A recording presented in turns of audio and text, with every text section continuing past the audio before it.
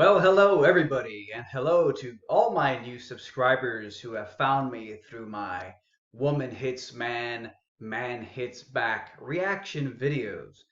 Today we're going to be going on an interesting topic today because National Geographic today, January 16th, 2019, just uploaded a 10-minute video to their YouTube channel with 10 million subscribers, and it's called Flat Earth versus Round Earth. And from what I've gathered, I haven't seen the video yet. I'm going to actually live react to it with you in real time.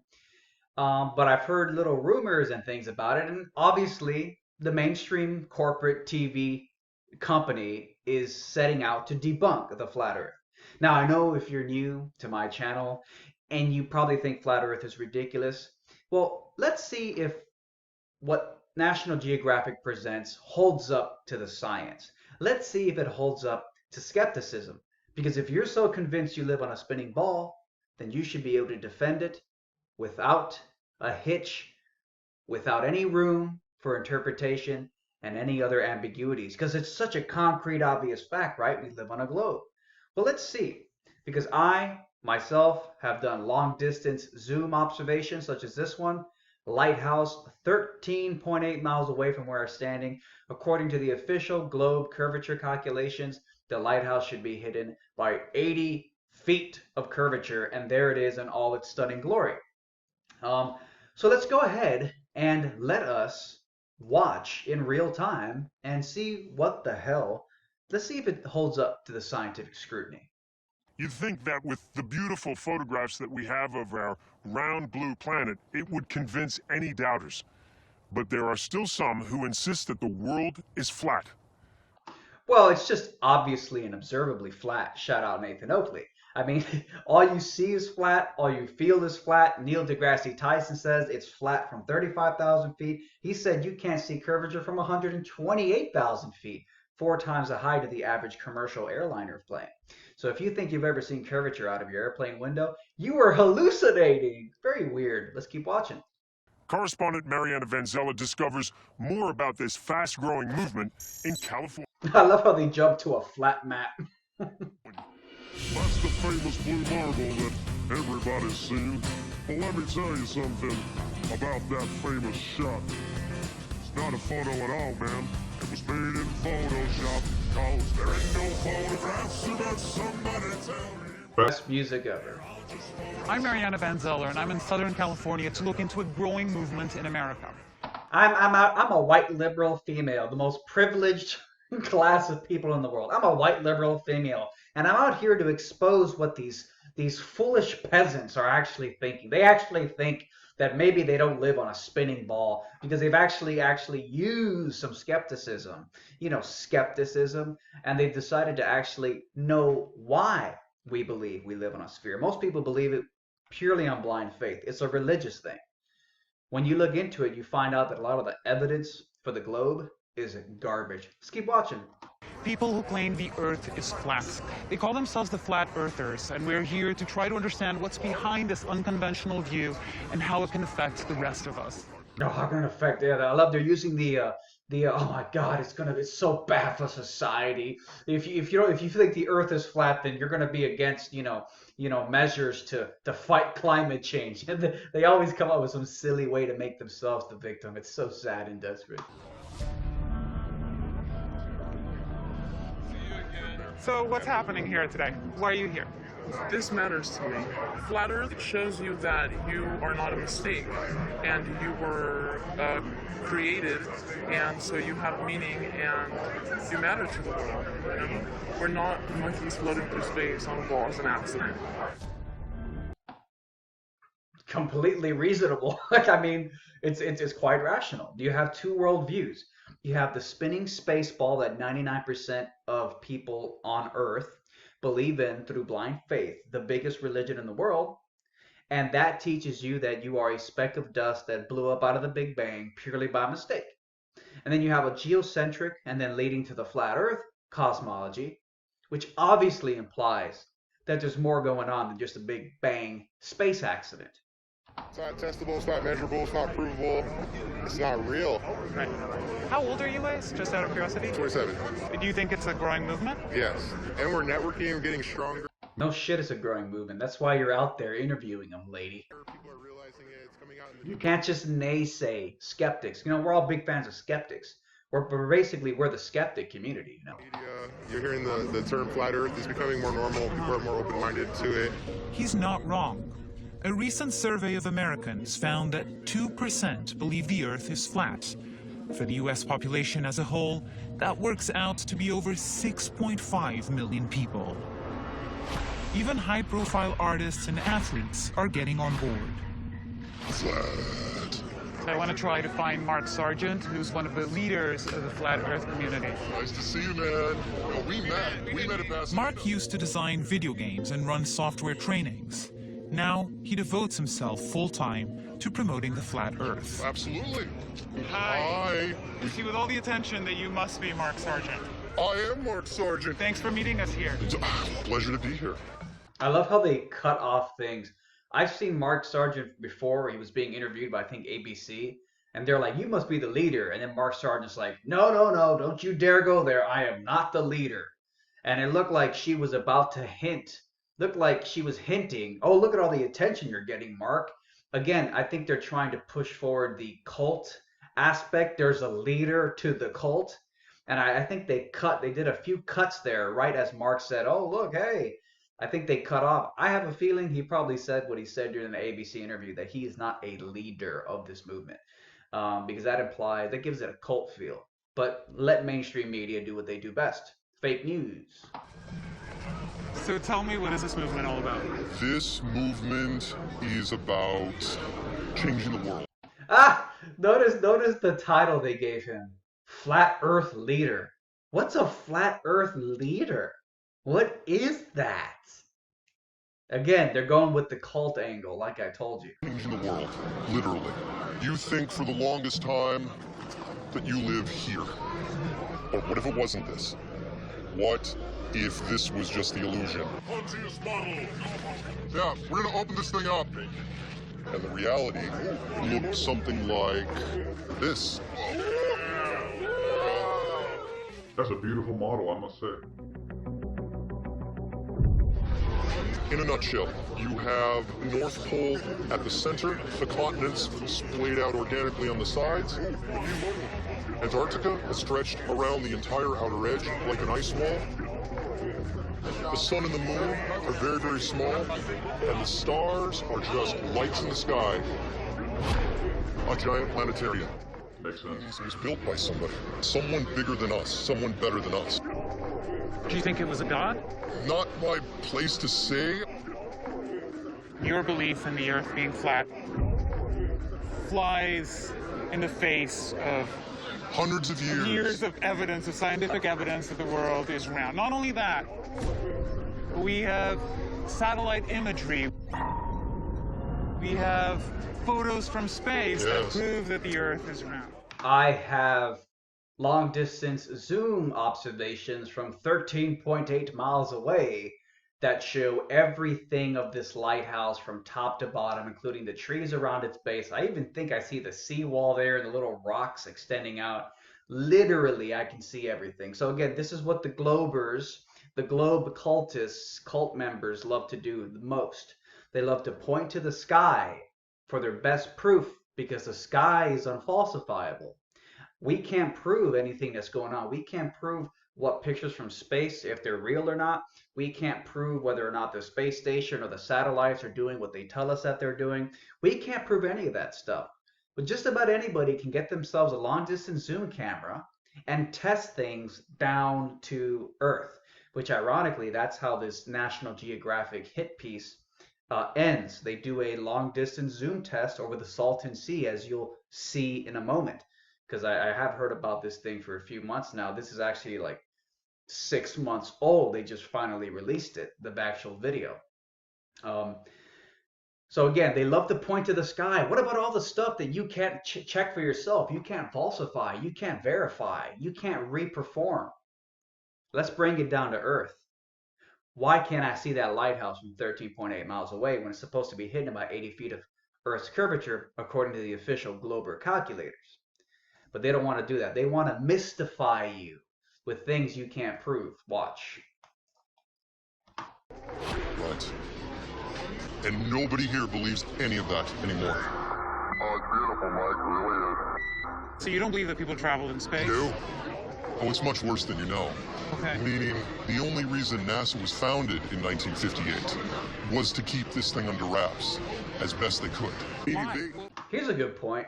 You know what would make this stupid white liberal reporter, I don't even, what do you call her? Reporter? I don't even know what you call it. You know what would make her squirm so bad in front of those big cameras, those big National Geographic cameras? Tell her straight up, just be like, why are you defending Nazis? And she'll be like, whoa, I'm a white liberal. I don't defend Nazis. Yeah, and she'll be like, what are you talking about? And you just be like, oh no, it's like NASA was basically a bunch of Nazi scientists. I mean, look it up. I think it's Operation Paperclip. NASA was basically run by Nazi scientists, rocket scientists. So it's just funny that, these are the left. This is the left. And all you gotta do is say the word Nazi and they go crazy. Oh, they'll be racist. So you should be like, why are you defending Nazis? And she'd be like, she have a fucking panic attack. So funny. You gotta flip the magic trick words back onto them, like racist and sexist and bigot. These are just spells. They spellbind you with. Why? Think of the shock waves. If all of a sudden you're telling a civilization that this model, this isn't it anymore. Flat Earth is the last conspiracy anyone ever looks at.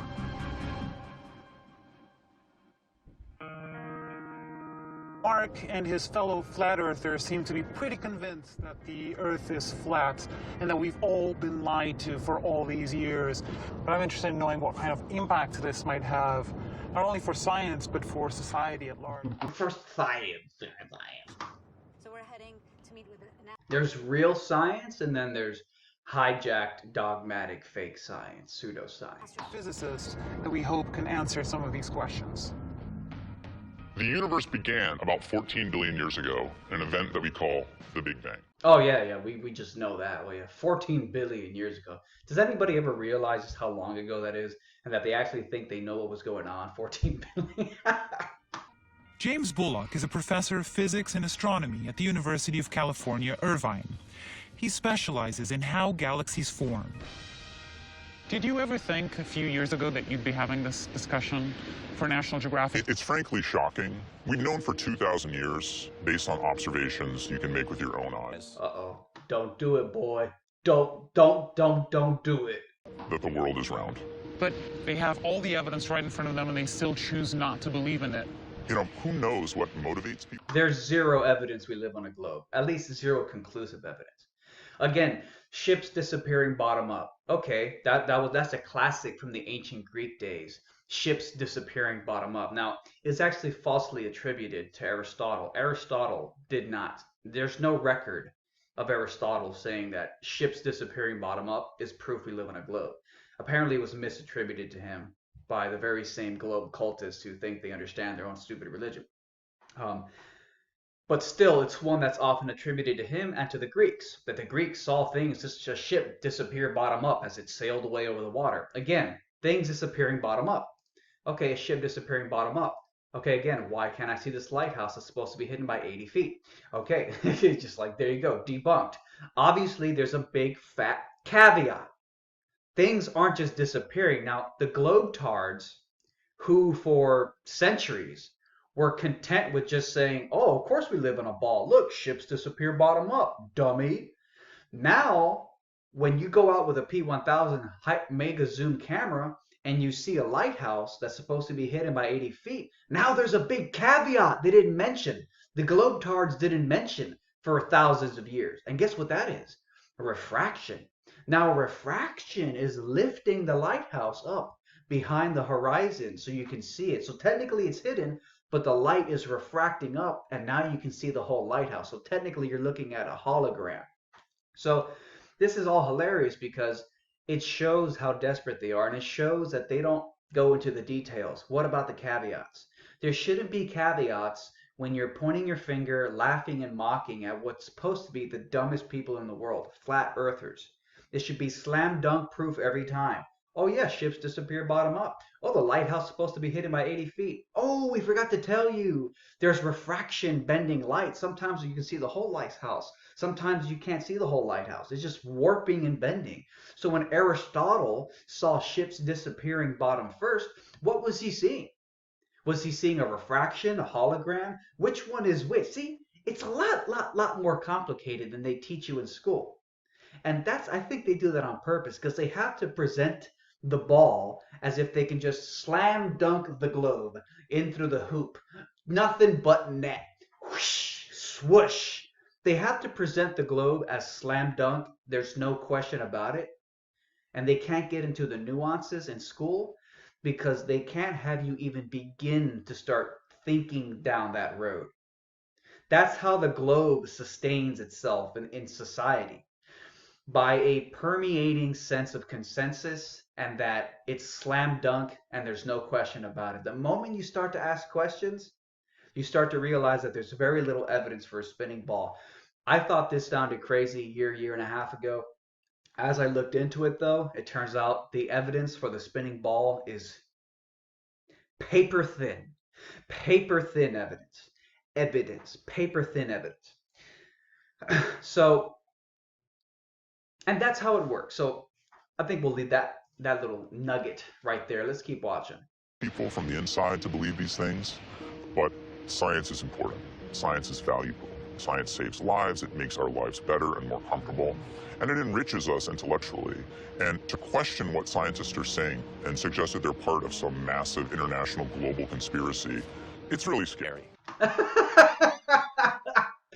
So Joe Rogan loves talking about how the sugar industry bought off scientists to write studies saying that like fat is bad for you or something like that. Okay, it's very well known that scientists can be bought off. So to arrogantly suggest that it is impossible for scientists to not be bought off, that scientists, which are just human beings at the end of the day, are incorruptible, is so arrogant and misleading. It's disgraceful and funny. But the truth is, speaking of conspiracy theories, let's talk about the greatest conspiracy theory of them all. The globe is the greatest conspiracy theory because the globe cultists, they want you to believe that the universe and the laws of physics exploded out of the Big Bang and have conspired to deceive your senses. Because, as we all know, the Earth looks flat, it feels stationary, it feels flat. According to Neil deGrasse Tyson, even if you're 35,000 feet in a commercial airliner, you cannot see Earth's curvature. He even said that you can't see Earth's curvature from 128,000 feet high.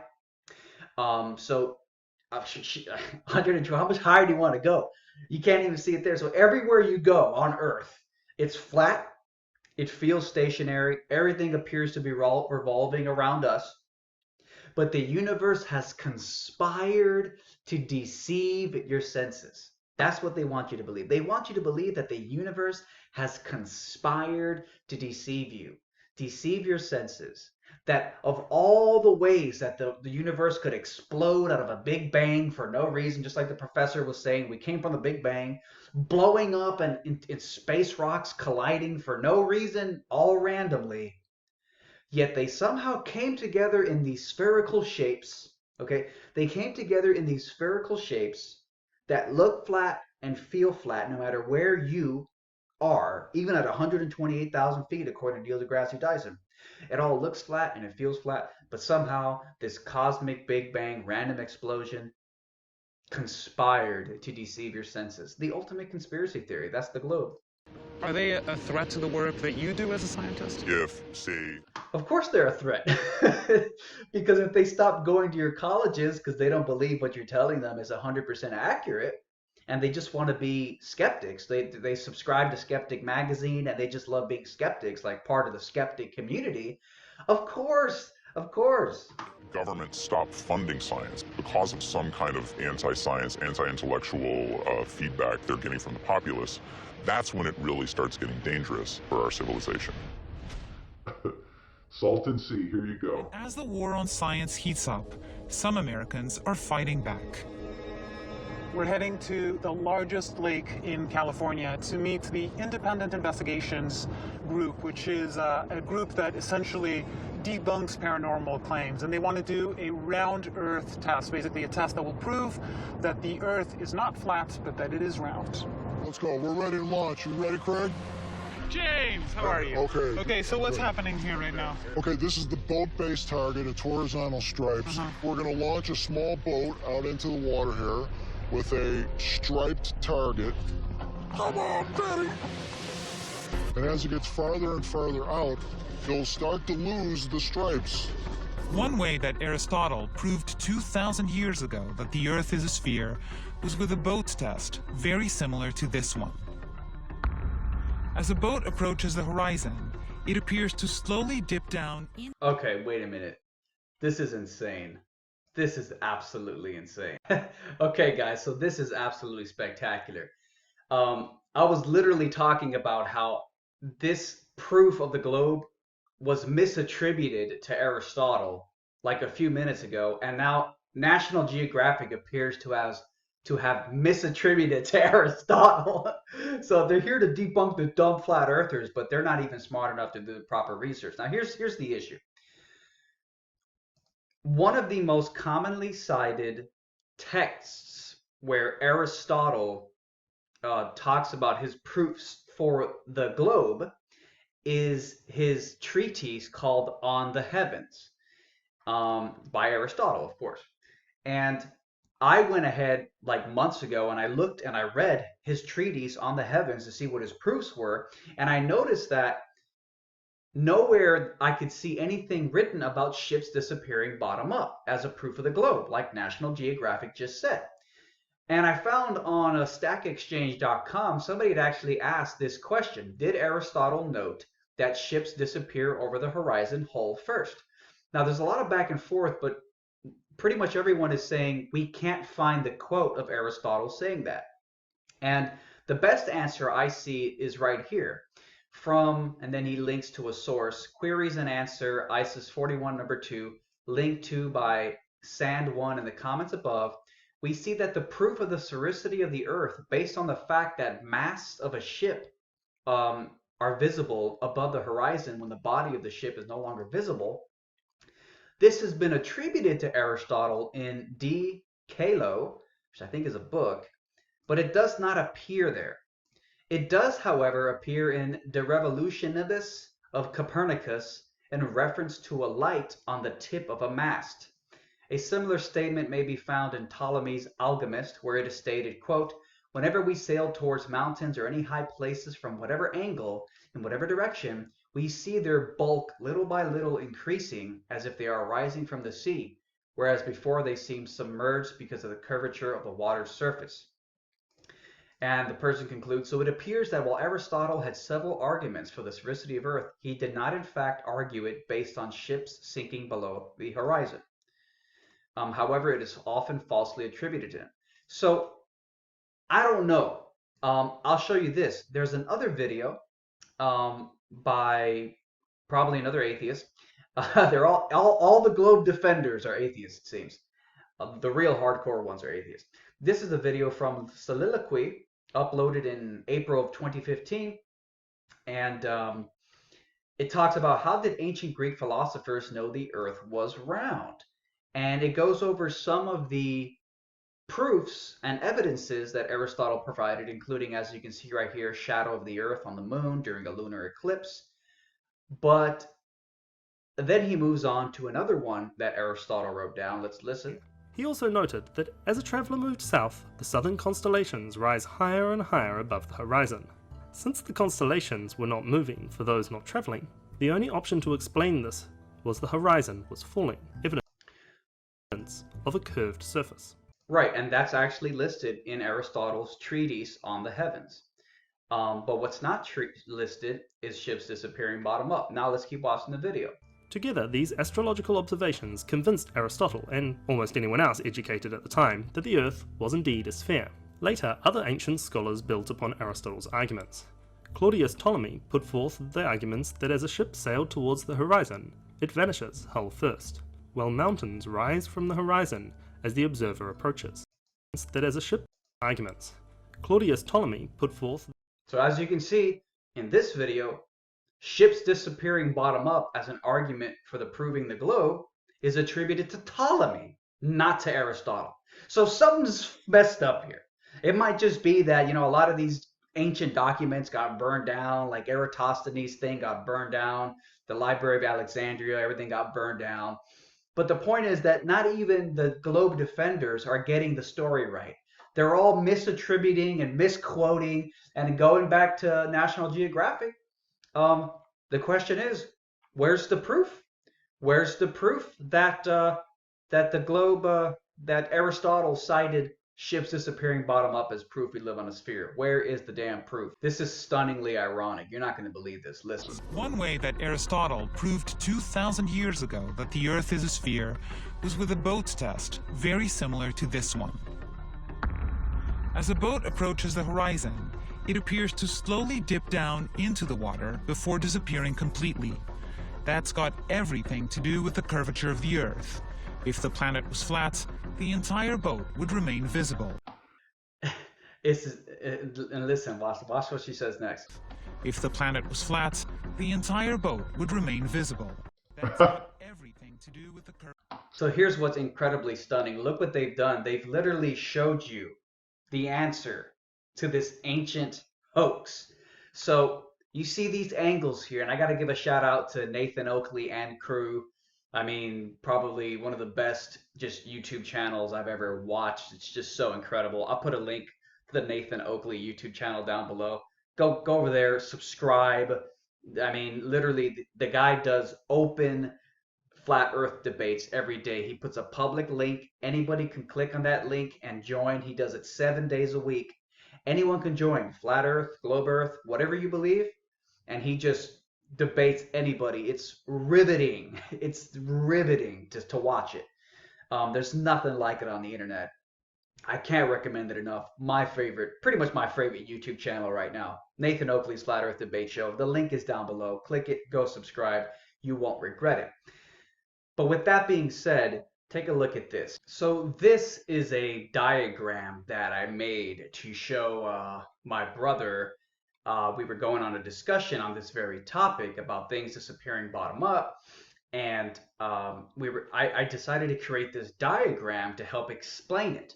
And again, shout out to Nathan Oakley and crew, because they actually did a very similar diagram, but this is one that I made to show how things can disappear bottom up. So first of all, notice that this looks very similar to what National Geographic shows you here. Look familiar? Notice how you have a guy over here observing something.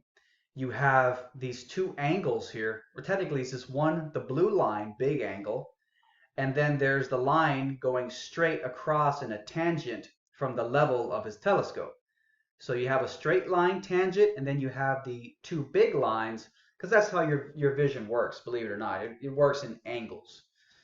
So if we come down here, so I made this diagram. It's pretty much, it's funny because I made this 2 weeks ago, and now National Geographic comes out with this thing. I mean, it's just like, sometimes the timing is too much. So I have a guy standing here. You have the angle of his vision to the top of the boat, and you have the angle to the bottom of the boat. And then you have this tangent line going straight out from his eye level. What do you notice? What you'll notice is that the angle below his eye level, this is a smaller angle right here than the angle up here. Because just trace the lines. So I made a more expanded version of this, as you can see here. Imagine the person is standing over here, and this is the same boat, but at different distances. Same boat, but imagine that each one is just different distances further and further away from the person. We already know from this image that the bottom angle is smaller than the top angle. Now, if we go to this one, what you're going to notice is that as the boat gets further and further away, the angle to the bottom of the ship is getting smaller and smaller and smaller and smaller and smaller. Now, it's also getting smaller for the top of the ship. Okay, look at the red line. This is the red line from the person's eye to the top of the ship to the closest ship. Now look at the black line, which is from the person's eye to the further away ship. Notice the angle is obviously a smaller angle. The red angle is larger than the black angle. Then we look at the line from the person's eye, the green one, all the way to the top of the ship over here. And what do you see? You see that the green angle to the top of the furthest ship is actually even smaller than the black one and smaller than the red one. The same is also true with the angles below the person's eye level. And so as the ship gets further and further out, the angles to the ship get thinner and thinner and thinner. And let me just zoom in just so maybe you guys can see it a little better. So there it is. As you can see, his angle, the red line to the bottom of the ship, it's a pretty wide angle there. But then to the black line to the second ship, that's your angle. And then the green line all the way to the bottom of the ship over here. And let's zoom in on these angles. These are the angles here. You can see that the red line for the ship up close is much wider than the black line to the second further away ship, and the black line is even wider than the green line angle. So this might seem complex and stuff for those who are uninitiated, but the point here is very simple. That things that are, okay, because the person is standing, first of all, ships that are further away something is, the smaller its angular size is. So if you just compare the red line over here to this line over here, it has a much wider angle than for the ship that's further away. Wide angle close, the further, smaller away something gets, the smaller its angular size, right? So that's sort of a given. But here's where the real nuance goes into play. Because the person standing here, let's go back to the other one. Because the person standing here is at a lower height. Okay, you know what? Let's go to the other one. It's going to be even better that way. I'm going to go to the other one. Just give me a second here.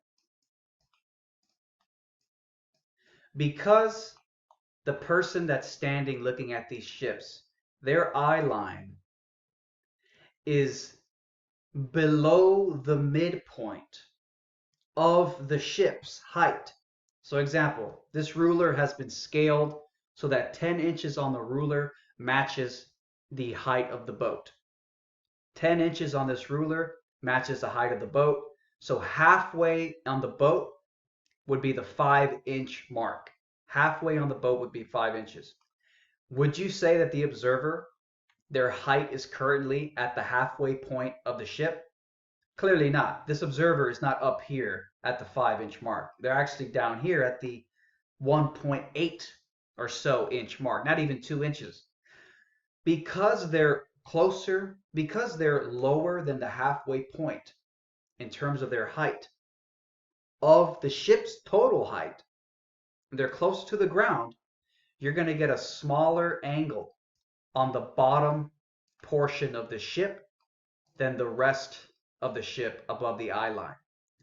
And from what I've heard and what I've researched so far, the consequence of this is that as the ship gets further and further away, causing all the angles above his eye line and below his eye line, causing all the angles to get smaller, because the angles below his eye line are already smaller than those above his eye line, the bottom of the ship is going to eventually disappear first before the top of the ship, simply because the bottom of the ship has a smaller angle associated with it than the top of the ship. In fact, 2 weeks ago when I was discussing this with my brother, I actually went ahead and did another version of the diagram where instead of the person's eye height being below the midway point of the boat, I put the observer so that they're above the midway point. So as you can see, the midway point of this boat would be around the 5-inch mark on this ruler. But as you can see, this purple line, the eye height is here at the 7-inch mark. Now, I'm not 100% sure if this would cause the boat to disappear top first, but I think in theory, in principle, that's what would happen.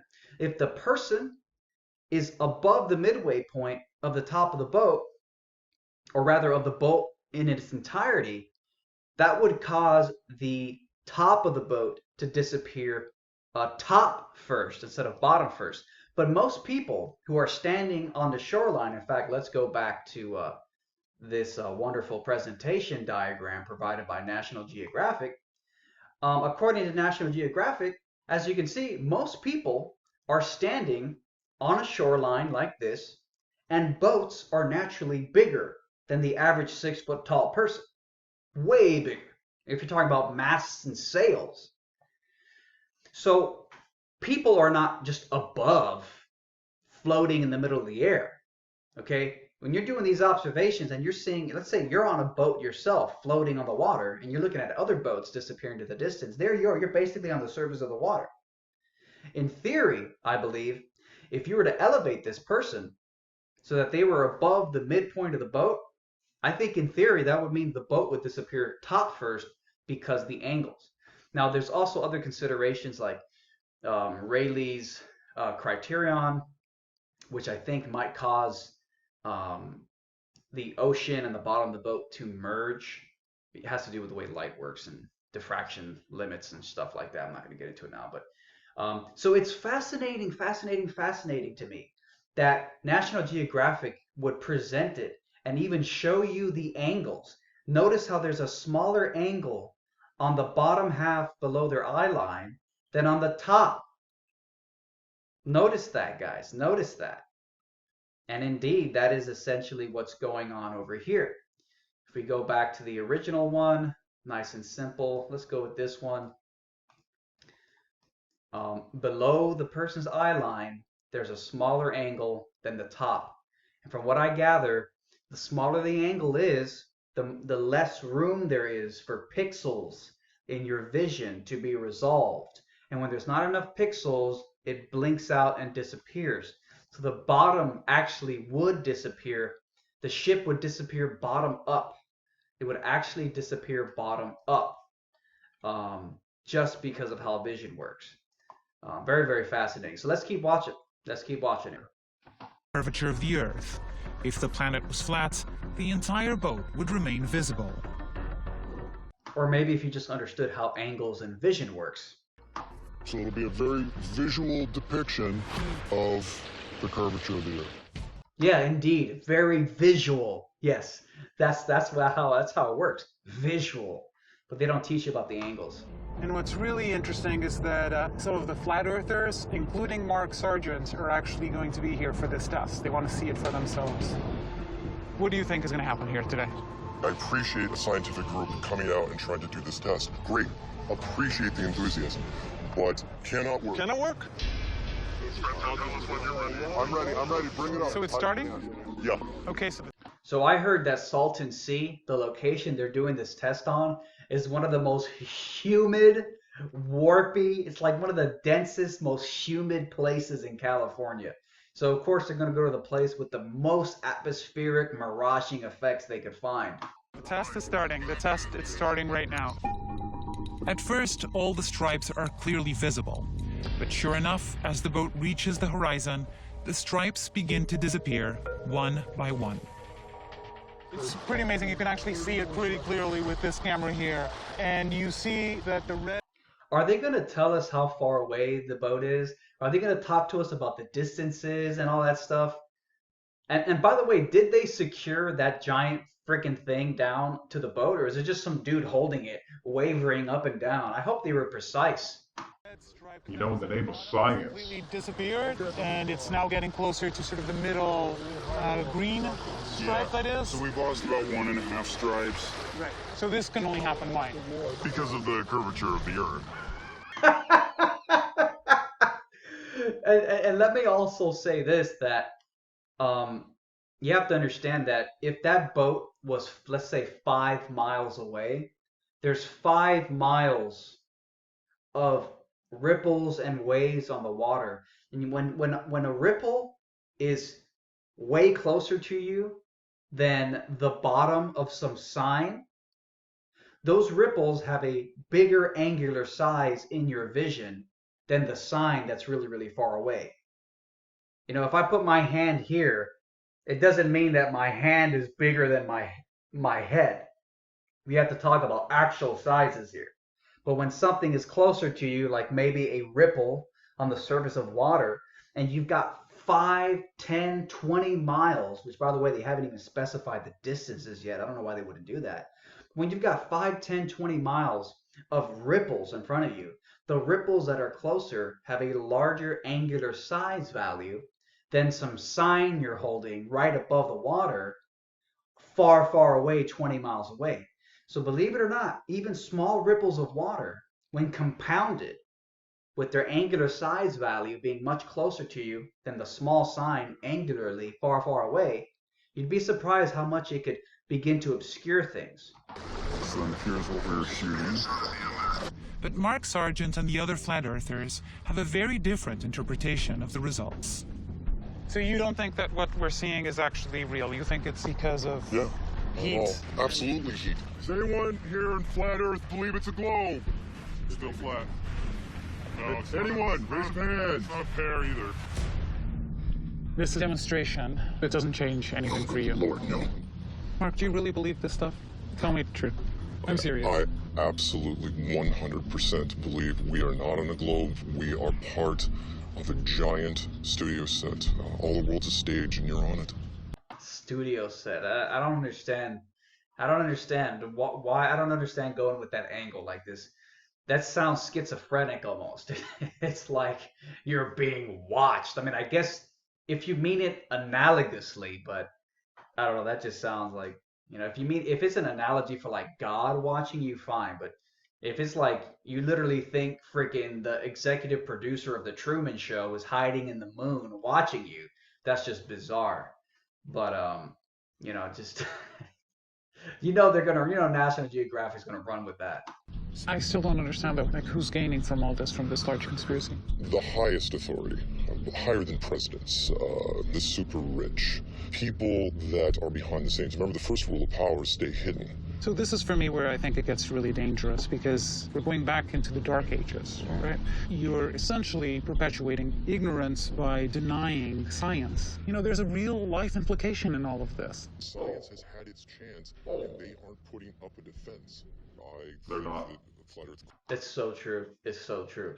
The Glober. Do you want to know why? Do you want to know the reason why? Owen Benjamin doesn't believe we went to the moon, and doesn't believe that there's that much solid evidence for the globe. He's still a globe believer. We got to give him that. He's still a globe believer, but he knows that the evidence for the globe is generally weak ass arguments. There's a reason why Logan Paul is going to be releasing a flat Earth documentary, which I think is going to be fairly positive of flat Earth. There might be some trolling in there, but I have a feeling it's going to be positive towards being a skeptic, being part of the skeptic community. And that's going to reach millions and millions of his young followers, which is what the Globe does. The Globe pushers get kids in the public schools when they're young. So don't whine and complain about, oh, you're getting the young people. Yeah, you do it too. You're all about cult brainwashing tactics. Don't play stupid. So it's fantastic. It's absolutely great. So let's keep watching here. Could potentially usher in a new golden age, or it could usher in an age of chaos.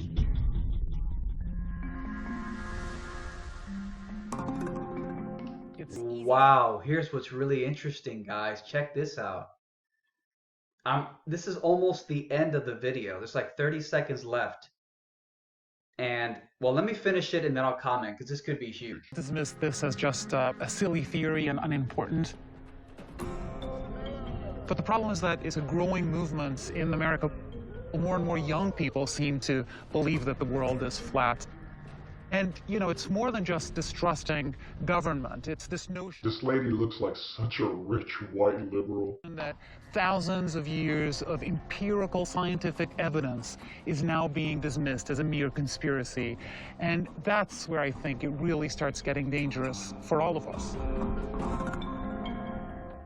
Okay, here's what's super fascinating. They didn't show the part with the giant balloons. Now, apparently, obviously, when National Geographic was out there at the Salton Sea and they were performing this experiment, there were a bunch of flat earthers there. And of course, the flat earthers were recording the whole shit. And there was a lot of controversy. This is a video from Jeranism YouTube channel. Links to all these videos are below, by the way, in the description. But Jeranism uploaded a video clip that a flat earther captured on the scene for a secondary version that National Geographic and the Independent Investigations Group were performing with giant balloons. You saw the experiment with the giant red, black, white stripe, but what about they had these giant white balloons? Well, check this out. I'll just go ahead and play this clip from Jeranism, links in the description. In fact, we've got video shown here of them saying they see these balloons. Do those look 40 feet from the sea level to you? Yeah, me neither. You can see both of them. Perfect. All right, Josh, help them. Now here, try to listen carefully to the conversation this guy in the black shirt with the tan shorts is having. He's telling them that the guy next to him just was spotted. The balloons were spotted by the other side. And whoever he's talking to on the phone says something to the effect of, well, he can't see you because he can't look over the curve. Basically saying it's impossible that we would be able to see you right now, yet they just were spotted. They were seen. And he says, okay, good, glad. Go tell them that you can see us. And then the guys on the other side are saying, no, that's impossible. You can't see over the curve. Listen. I know, but he sees where it is, and then point to it, and look there. Yeah, go. I know, but he sees where it is, and then point to it, and look there. Yeah, go. So how far would you say we're up off the water right now? I'd say 10 feet, maybe? Yeah, I think I'd say that too. I mean, 15 at the very most. Yeah, I don't think that much. So again, if I was a ball believer, how embarrassing. I would much... So basically, as Jeranism just pointed out here, this footage captured by flat earthers on the scene of the National Geographic documentary shoot in the secondary experiment with these giant balloons, there were flat earthers on the other side of the lake zooming in, and they could see the balloons that are not supposed to be visible according to the globe model.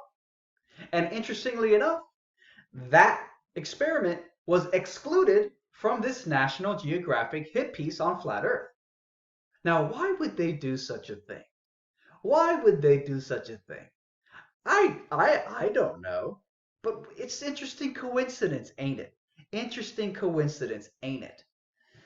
So apparently that is the end of this really just pathetically weak National Geographic hit piece. I'll put the link below. You guys can go watch it yourselves.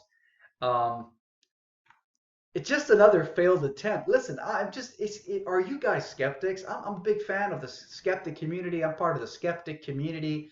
I don't know if you guys support skepticism. We all have to come out as skeptics. You're probably, I mean, not everybody is a skeptic. But you know, when I became a skeptic, like everything changed because I'm a big fan of just like the skeptic. I'm part of the skeptic community. I'm a skeptic and part of the skeptic community, skepticism. And there's just no good arguments here. This is embarrassing. This is an embarrassing attempt to smear flat Earth and misattributing quotes to Aristotle and literally diagramming the way angles work in our vision. It's just classic stuff. So again, that's pretty much it for now. I want to say thank you to everybody for watching. Be sure to check out the links below to everybody's channel. Make sure to go subscribe to the Nathan Oakley Flat Earth Debate Show. Like I said, best damn thing on the internet right now. And that'll be it for now. So thank you guys so much. And let me know what you guys think in the comments section. And as always, stay skeptical. I travel a lot and I fly a lot and I can see the curvature when I fly. Okay, so 35,000 feet you can see it, right? That's what you're saying? generally speaking, I can see a slight curve to it, yeah. Okay, so Neil deGrasse Tyson says that you can't see it at that altitude, so I really This really doesn't matter. We have satellites. That stuff is flat.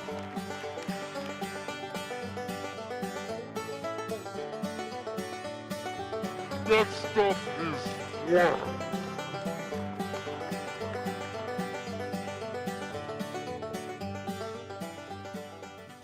Don't get me started.